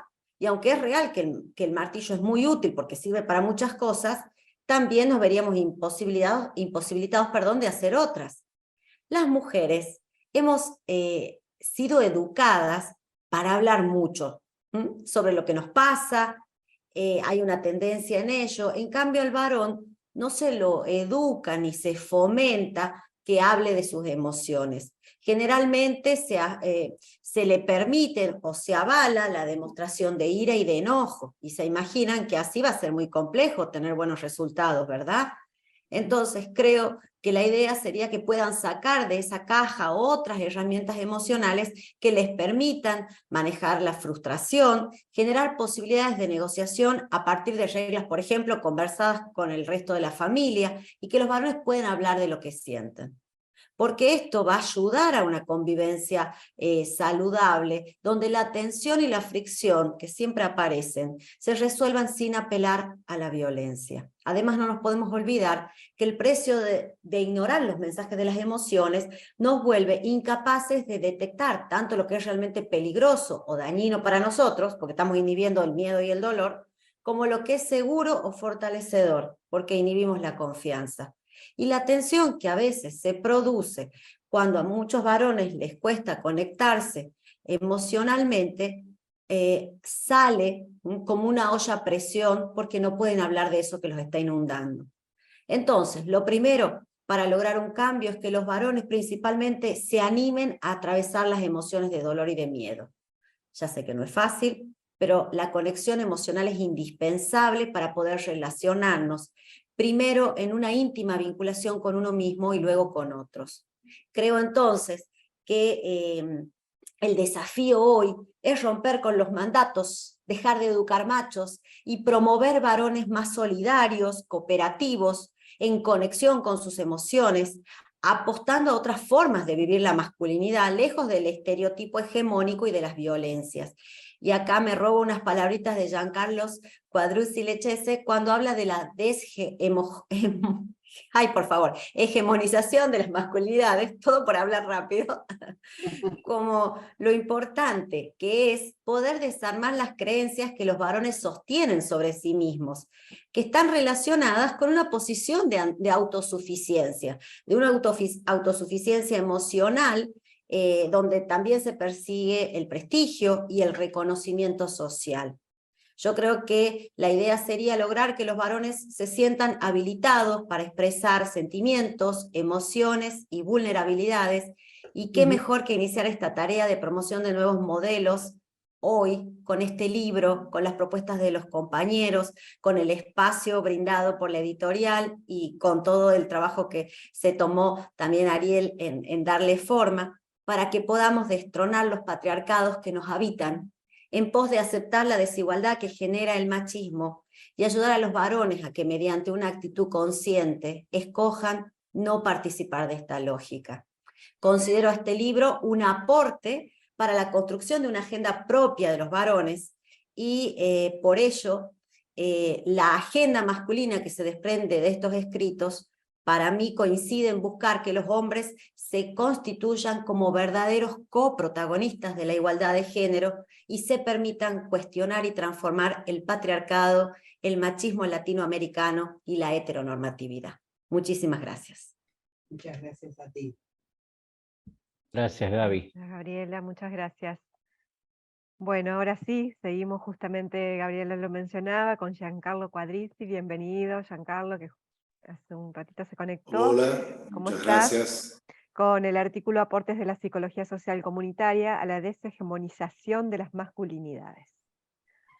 Qué difícil que es decir deshegemonización, desmanicomialización. Pero bueno, si bien es difícil decirlo, mucho más difícil es encarar ese proceso de transformación de las relaciones de poder que durante siglos o milenios, depende de cómo empecemos a contar, han constituido a los varones como los máximos representantes de las hegemonías, ¿no? Así que bueno, sin entrar directamente en eso, quiero compartir un poco y voy a tratar de acostarme a lo que planteo en este artículo, tan generosamente solicitado por Ariel, que permitió poner en una sola publicación tantas miradas tan necesarias, ¿no? La mirada que quise compartir es la de la psicología social comunitaria, esta tarea de deshegemonización, ¿no? Bueno, creo que habrán sido como bastante, creo que habrán sido algunas charlas, no pude escuchar porque estaba en otra presentación, pero digo, me parece que el tema de la hegemonía de los varones y de cómo el hecho de tener un sexo biológico nos coloca en un lugar de privilegio, cómo este lugar de privilegio nos ubica en lugares jerárquicos, habrá sido abordado con bastante precisión, digamos, y que además forma parte de las agendas que claramente, ya sean las mujeres, como este colectivo, lo llaman el colectivo más menso de emancipación en la historia de la humanidad, que se trata de una porción muy importante de la humanidad que ha llevado en distintas latitudes y a distintas velocidades procesos de emancipación muy importantes, ¿no?, en la sociedad. Y tanto también las diversidades sexuales y las juventudes y las adolescencias han logrado cuestionar estos principios y estas creencias y han transformado mediante distintas operaciones incluso legales, ¿no?, este lugar de hegemonía que ocupábamos los varones sin discusión hasta hace depende que no mucho tiempo, ¿no? Pero digo, es importante recordar que las personas que tenemos 50 años hemos vivido en un mundo donde la patria potestad en Argentina, digo, ¿no? Está crecida por varones, por ejemplo, ¿no? Y las personas que tienen un poco más de años que yo han vivido en un mundo donde los varones votaban, pero no. Yo digo, bueno, esos movimientos de emancipación de estos colectivos han transformado esa realidad. Pero para lograr esto que planteaba la doctora Córdoba, de lograr la deshegemonización de las masculinidades, yo creo que si los varones, en particular los varones adultos y más o menos blancos, caucásicos, no sé cómo quieren llamar, heterosexuales, y con la expresión de género heterosexual, y con trabajo en blanco, digo, los varones que más o menos conformamos la hegemonía. A mí me gusta en el libro, en el capítulo, lo grafico con la distribución de ingresos por deciles. Es muy interesante, ¿no? Si uno mira cómo se distribuyen los ingresos y toma el decil de menores ingresos, se va a encontrar con una relación aproximada de 7 mujeres que forman parte de la población con menores ingresos y 3 varones. Esa es la relación en el decil de menores ingresos. Y cuando tomamos los deciles con mayores ingresos, vamos a encontrar a 7 varones y a 3 mujeres. Se invierte la relación. Y esto es producto de un ordenamiento social. Un ordenamiento social en el que el patriarcado, el colonialismo, el imperialismo, el capitalismo, se trenzan y forman un nudo gordiano, que muchas veces nos vemos tentados a cortarlo, como hizo Alejandro Magno de un sablazo, pero no nos podemos olvidar que en ese nudo gordiano que sostiene la masculinidad hegemónica hay personas. Entonces, si los cortamos, también vamos a cortar a las personas, ¿no? Esto requiere otro tipo de reflexión. Requiere un tipo de reflexión que en principio considere la separación por sexo, digamos, este análisis que hago de varones y de mujeres, es interesante, es importante, hay que lograr que haya mayor equidad en la distribución, digamos, de los ingresos, de los cargos políticos, el poder, concretamente, ¿no? Pero si los varones dejamos de participar, o no participamos, digo, no logramos integrarnos en luchas por la emancipación, orientadas a igualar las condiciones de vida según el sexo y a lograr que la autoridad no se ejerza solamente por ocupar un lugar, sino también por otras cuestiones, ¿no? Que hagan al bien común, por ejemplo. Estas emancipaciones que vienen llevando adelante las mujeres, niños, disidencias, no van a perder gran. Y si seguimos trabajando, bueno, van a ir un poco más rápido quizás. Pero se van a dar igual.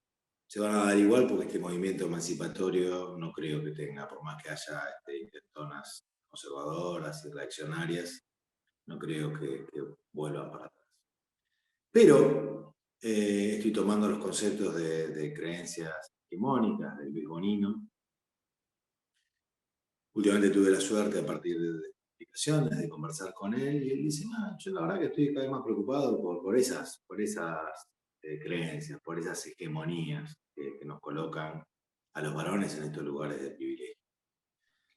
Yo desde mi lugar de psicólogo social comunitario, creo que hace falta trabajar en eso, pero que si los varones no participamos en la deconstrucción de otras 2 creencias fundamentales, que son la creencia de que la masculinidad está inevitablemente vinculada a la autosuficiencia y al prestigio.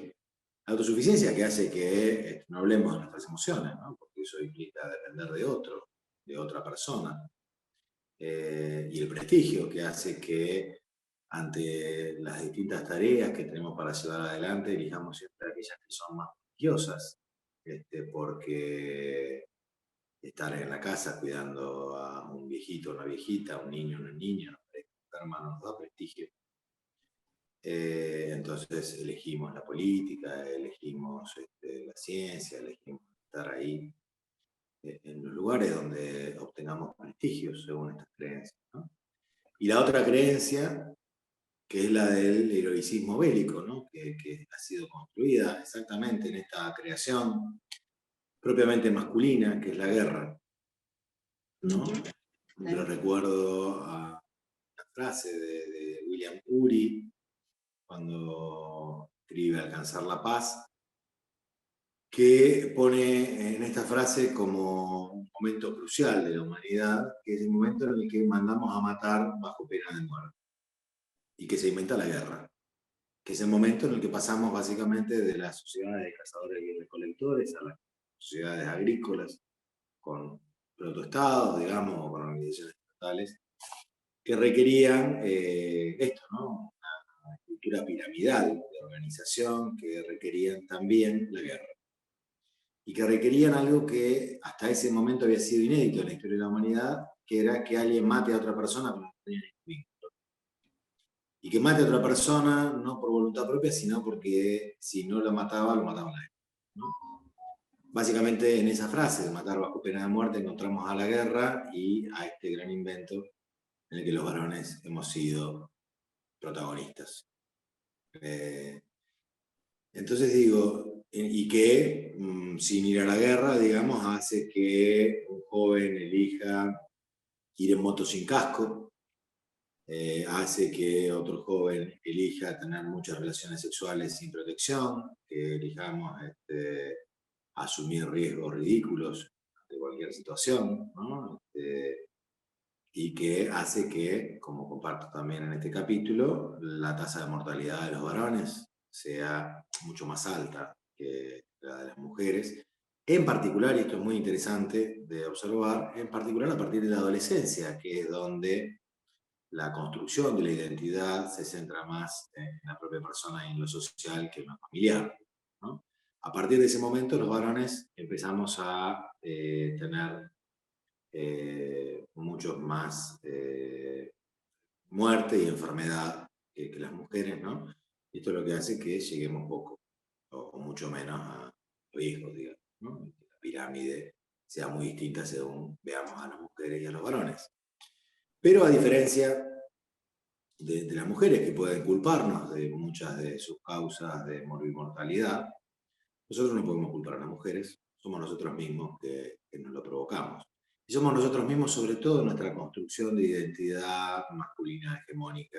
Y sobre todo, creo yo, en estas creencias, ¿no? La creencia de la autosuficiencia prestigiosa y el heroicismo. Entonces acá, en el libro, retomo las palabras, la conceptualización de Enrique Saforcada, al que quiero recordar con mucho cariño, porque hace poco pudo estar con nosotros en la Tierra, físicamente, digamos, que conservemos su memoria y sus conceptos, ¿no? Entonces él habla, cuando crea la psicología sanitaria, la psicología de los sistemas de salud, de dos sistemas de atención de la salud: el sistema individual, clínico, restrictivo, y el sistema social expansivo, ¿no?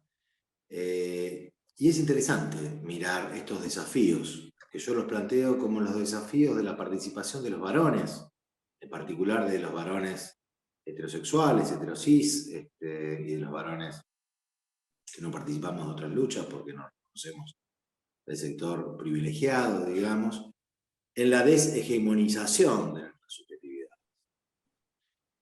Entonces, cuando analizamos desde qué enfoque teórico-conceptual de la ciencia de la salud, de la psicología, podemos hacer esto, nos encontramos que el enfoque clínico individual restrictivo tiene un desarrollo muy importante en la atención de los varones que ejercen violencia, quizás, que son llevados a los grupos o a los distintos dispositivos a través de una orden judicial, donde se trabaja en la transformación de sus conductas violentas. Y que el trabajo con el contexto se limita, en todo caso, al ambiente familiar en el que esta persona está, y la forma en la que se trabaja esto es desde las concepciones de la teoría centrada en la conducta violenta, en la patología. Y si bien esto es muy importante y es necesario, y si bien todavía en comparación de la atención, digamos, de las mujeres víctimas de violencia, la inclusión de los victimarios es bastante reciente y tiene mucho para construirse todavía, ¿no? Es un enfoque que tiene sus límites, y que no sé si es el enfoque que nos va a permitir incorporar a los varones en la construcción de los problemas que nos afectan. Para eso necesitamos, claramente, un enfoque social, comunitario y expansivo. Un enfoque que no esté centrado nada más que en la enfermedad, que incluya la enfermedad en el campo más amplio, de aquellas cosas que podemos prevenir con facilidad y de aquellas cosas que tenemos que hacer como tareas más exhaustivas para prevenir, y sobre todo de aquellas cosas que nos permiten conservar nuestra salud, ¿no? Nuestra salud entendida de un modo integral y amplio, ¿no? Y que además requiere que los profesionales que intervenimos en esto no lo hagamos desde nuestras propias creencias y concepciones. Porque en general los varones, y digo los varones, los profesionales también, que intervenimos somos profesionales que me animo a decir que estamos de la mitad del quintil para arriba, ¿no? Que estamos en los sectores medios, medios altos, depende de la sociedad en la que vivamos. Y muchas veces vamos a trabajar con sectores de los quintiles más pobres. Y si lo hacemos con nuestras creencias, con nuestras ideas de lo que está bien para nosotros, sin explicitarlas, sin entender, sin posibilitar la participación de las personas, en definir cuáles son los problemas que las afectan, en definir cuáles son las potencialidades que tienen para transformar estos problemas, no vamos a lograr transformar esta situación. Entonces, y si nos limitamos también a las personas individuales, al varón con conflictos o al varón X, digamos, bueno, tampoco vamos a lograrlo. Necesitamos incluir a la mayor cantidad de personas, pero también, y esto es muy importante, a la mayor cantidad de sectores, para que podamos participar los varones en la definición de una agenda que yo creo que todavía no está construida, que requiere de un trabajo muy riguroso, ¿no? de definición, de una lógica no centrada en la profesión, sino en las personas que participan, de cuáles son los problemas que nos afectan. Siguiendo con esta idea, simultáneamente a esta idea, cuando allá por los 90, Enrique Saforcada definía cuáles eran los problemas prevalentes, definidos por la comunidad, nos encontramos que no eran los que definían los sectores de salud, que los problemas prevalentes definidos por la comunidad eran, por ejemplo, el abuso de autoridad, la desesperanza, la defraudación, la disgregación familiar.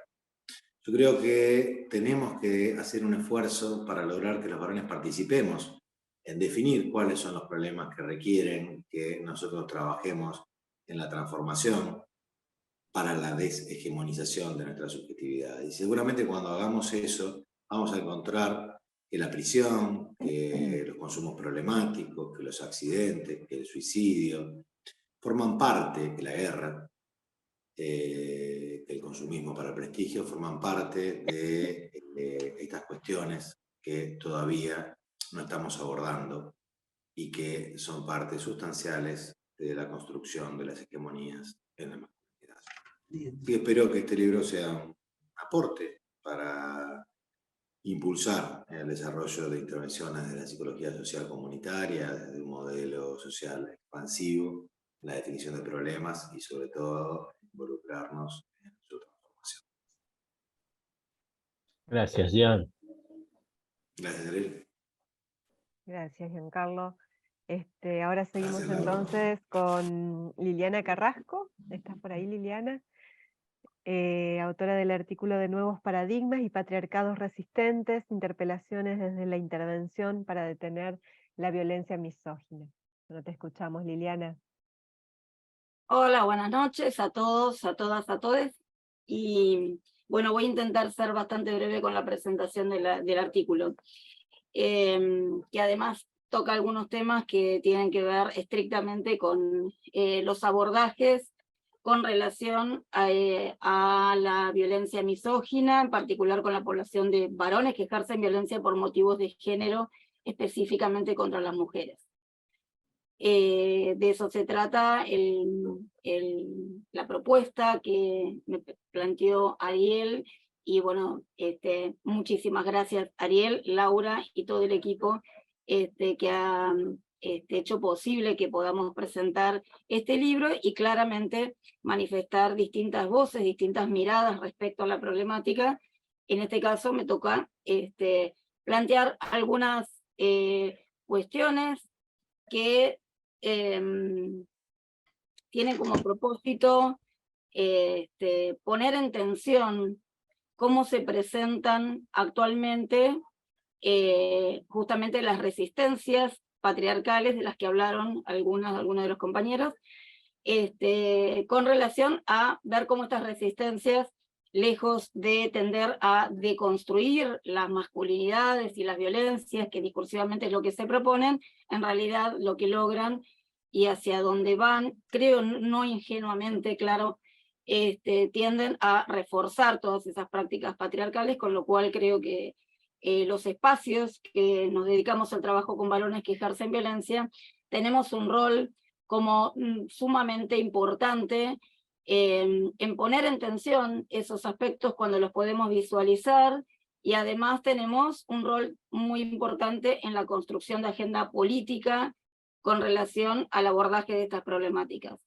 El documento que pude presentar en esta oportunidad, y que es un gusto poder compartirlo, o sea que un material en este momento de la historia social y de la comprensión de la problemática de las violencias, que un mismo libro pueda plantear distintas voces con tantas diferencias con relación a los abordajes, es un trabajo muy importante, y bueno, Ariel, me alegro que hayas podido trabajar en este sentido.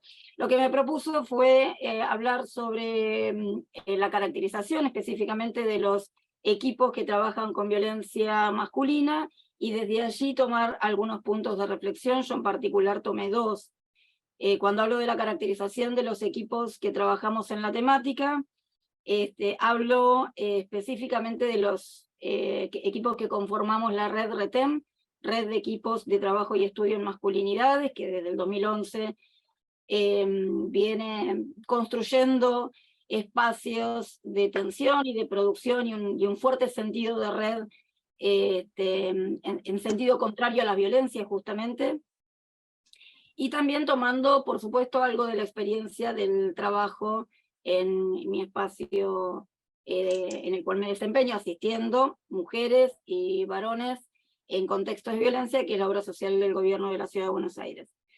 Dentro de lo que es esta caracterización, fui a destacar dos puntos centrales en pensar los espacios. Uno tiene que ver con el diseño de los espacios, y el otro tiene que ver con la dinámica de estos espacios. Y ahí, bueno, partí de una hipótesis de trabajo inicial, que es considerar un poco lo que planteaba así muy rápidamente al principio, es considerar que el patriarcado tiene la suficiente potencia como para, este es el monstruo de varias cabezas, ¿no? Cortás uno y te parecen un montón. Y entonces el patriarcado lo que hace es estar como permanentemente alerta a ver cuál es el nuevo frente, la nueva resistencia, para ir exactamente a contrarrestar esa potencia. Si no fuera por la potencia de las colectivas feministas, estaríamos todavía hablando de qué grave es la violencia en el planeta y cuántas guerras que hay, y qué difícil que hace esto la vida de los varones. Creo que ahí tenemos como un punto fuerte a destacar, que es que en el diseño de espacios que trabajan con violencia masculina es muy importante tener en cuenta cuál es la población objeto de intervención, con quién estamos trabajando y para qué estamos trabajando con esa población. Es decir, poder diferenciar que hay dispositivos que puedan intervenir desde lo que desde lo que hace a la prevención primaria en violencias, y ahí entonces es el espacio del trabajo con las masculinidades y con la deconstrucción en general de las masculinidades, básicamente porque estamos ahí pensando en población que, si bien causa daño, porque la violencia de género estructural, creo que no hay dudas de que causa daño, no pone en niveles de riesgo a las mujeres y a las disidencias feminizadas tal riesgo que requiera de la protección del Estado para que no mueran en el camino. Entonces, cuando hablamos de masculinidades, estamos hablando, coincido ahí, creo que Claudio también decías, esto de las buenas, las nuevas, no como esas palabras que aparecen, discúlpame si te lo endilgué, creo que hablabas de algo de eso, estos nombres, ¿no?, que aparecen hoy, dando cuenta de que hay una intención política de construir esa masculinidad que es la heteronormativa y la tradicional y la complicada realmente. Pero en realidad ese trabajo de construcción no implica que haya una mujer en riesgo de muerte. Con lo cual estamos hablando de espacios de abordaje que se refieren a la prevención primaria, son de largo plazo,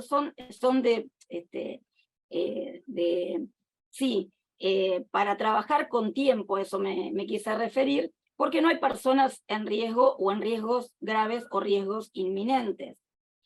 En cambio, cuando hablamos de varones que ejercen violencia de género, que son los que, denunciados o no, su accionar impulsa, obliga al Estado a intervenir para proteger a las personas que reciben esas violencias, estamos hablando de otra población. Y entonces ahí es como sumamente importante que los dispositivos estén preparados para ese tipo de intervención. Cuando me refiero a las trampas del patriarcado, como para disimular y atacar específicamente las resistencias contra las violencias, puedo en el documento, por ejemplo, ejemplifico un poco, tenemos desde hace un par de añitos un mapa nacional de prestación de servicios de grupos que trabajan con masculinidades, y en ese trabajo con masculinidades se incorporan a todos los espacios, los que trabajan con masculinidades en términos de prevención primaria y los que trabajan en términos de prevención secundaria. Y entonces pensaba, digo, ¿con las mujeres pasa esto? O sea, ¿hay un mapa nacional que nos diga cuántos son los dispositivos de asistencia a mujeres y esos dispositivos incluyen a las mujeres que no tienen más ganas, deseos o que se dieron cuenta que tener una mirada un poquito tradicional está feo y lo quieren deconstruir? ¿O estamos hablando de grupos de mujeres que pueden morir en el camino porque hay alguien que las está violentando de manera crónica, eficaz, creciente, intensa? Entonces, estas son las cuestiones que planteo, ¿no? Esta mirada que intente ser por lo menos crítica y no tomar como que las respuestas que están apareciendo en sentido contrario a las violencias realmente van en sentido contrario a las violencias. Es como mantener esa atención crítica respecto a de qué hablamos cuando hablamos de violencia que los hombres dirigen hacia las mujeres. Y entiendo perfectamente en los planteos respecto, en el artículo algo de esto menciono, los planteos respecto al sufrimiento masculino por el efecto del patriarcado. No hay duda que el patriarcado afecta a todas las personas, sea cual fuere su identidad, su posición de género, su elección sexoafectiva. No hay duda de que el patriarcado afecta, pero no afecta de la misma manera. No hay 300 varones muertos por año, y así debe ser, pero creo que es sumamente importante registrar que todavía las políticas públicas, aún con la enorme afluencia de dispositivos orientados al trabajo con las violencias, el número no baja. O sea, algo está diciendo esto respecto a que el abordaje de las violencias requiere otros diseños de dispositivos que logren un nivel de eficacia más alto del que actualmente todavía estamos viendo. Bueno, un poco con relación al diseño de los dispositivos, este era el planteo, y el otro tiene que ver con, con la definición de la población objeto de intervención. Esto hace al diseño de los espacios, y la otra cuestión tiene que ver con la dinámica, ¿no?, de trabajo. Entre algunos aspectos que menciono, voy a sintetizar en la cuestión de los plazos de intervención, como también la cuestión de la obligatoriedad de concurrencia a dispositivos. Porque claramente hay muchos varones que están deconstruyéndose o intentando hacerlo en esta cuestión de che, qué mal que está que tengamos las prerrogativas de género todas a nuestro favor. Los que se quieren deconstruir, es como, viste, querer hablar de política con quienes están convencidos, o sea, ahí vamos bárbaro. El tema es que el que ejerce violencia contra las mujeres a punto de matarlas, no tiene muchas ganas de deconstruirse. Con lo cual, en términos de violencia y en términos de invisibilidad, de naturalización de las violencias, de la eficacia de esos dos procesos, y en términos de lograr como mínimo la oportunidad de que estos varones puedan sentarse a trabajar profundamente con este tema, desde ahí es que consideramos que la obligatoriedad de concurrencia a los espacios es política pública, debe serlo.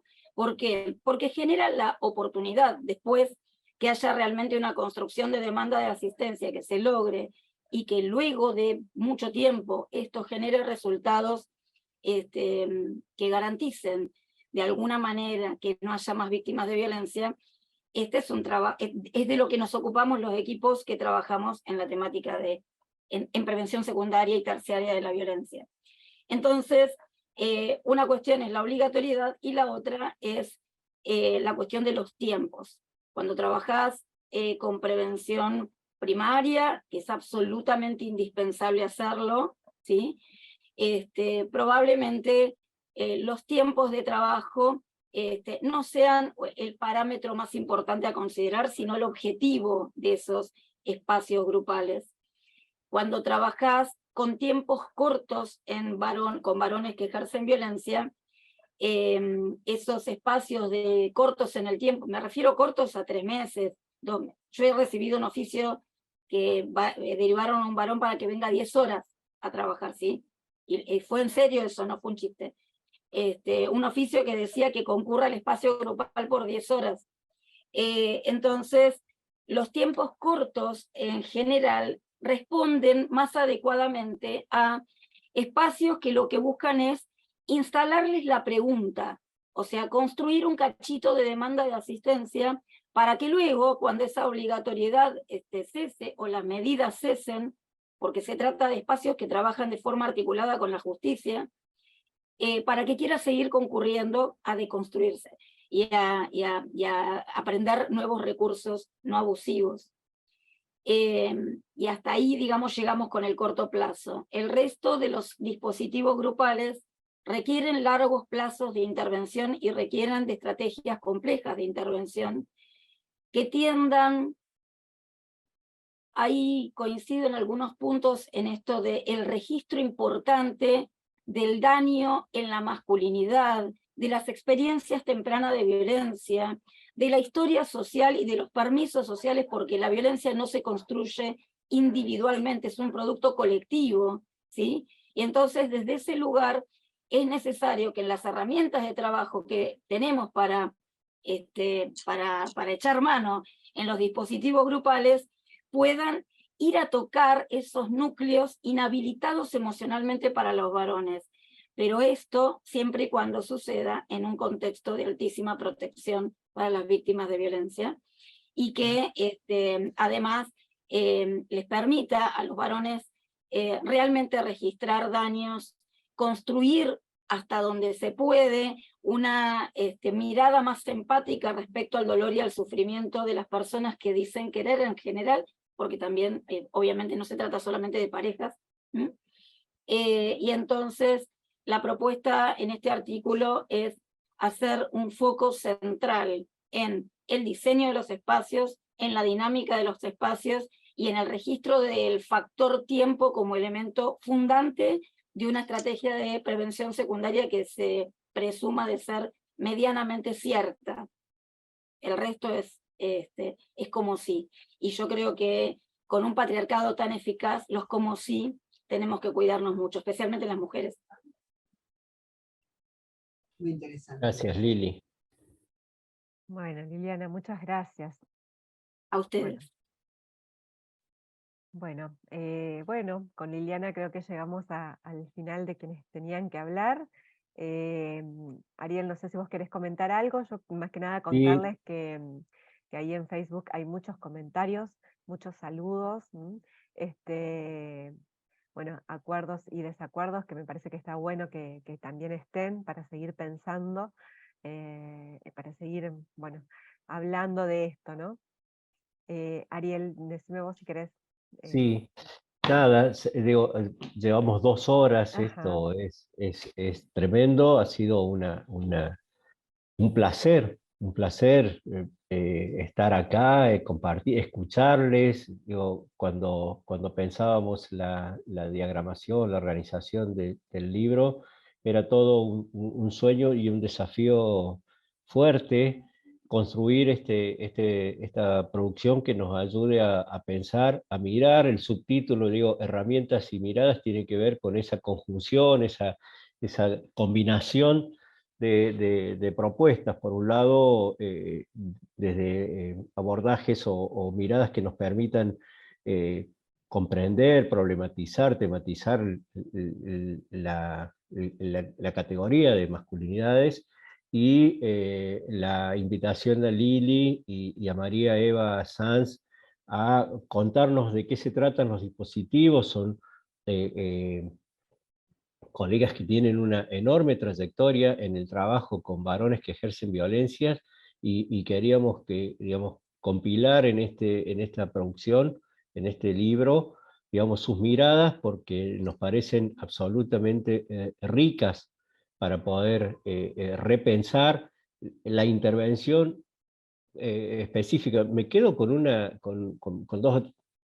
miles, digo, pero rescatar un par de cosas que me parecen importantes. Adhiero profundamente al concepto de violencia misógina que propone Lili, en términos de que nos permita repensar la conceptualización. Ahí me parece que tenemos que hacer un eje, digo, cuando estamos trabajando alrededor de la violencia de género, por motivos de género, por razones de género, y ahí visibilizamos a quien padece las violencias, caracterizamos la población destinataria o vulnerabilizada al respecto, y pensar en violencia misógina, machista, masculina, patriarcal. Digo, creo que nos cambia el eje del sentido del concepto, y fundamentalmente nos permite pensar en una intervención en otros términos, digamos, revisando, mirando, poniendo en el eje de la discusión a quienes la cometen,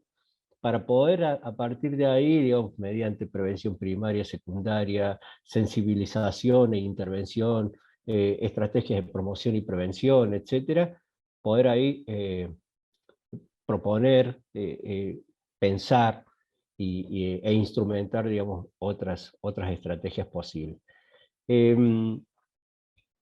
Nada, agradecerles, Laura y Armando. Ya lo he hecho en cada oportunidad que tengo, el espacio, la propuesta, el trabajo. A les autores, qué decirles, digo, también se los he agradecido cada vez que los veo, y es un abrazo fraterno encontrarnos, sea a la distancia, sea personalmente.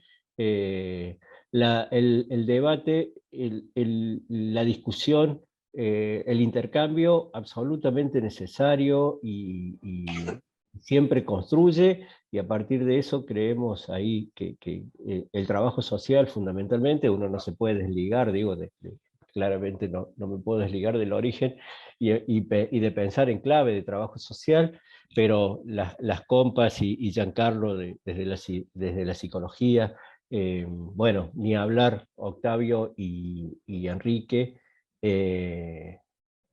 nos aportaron un montón de cosas, un montón de conceptos y un montón de luces.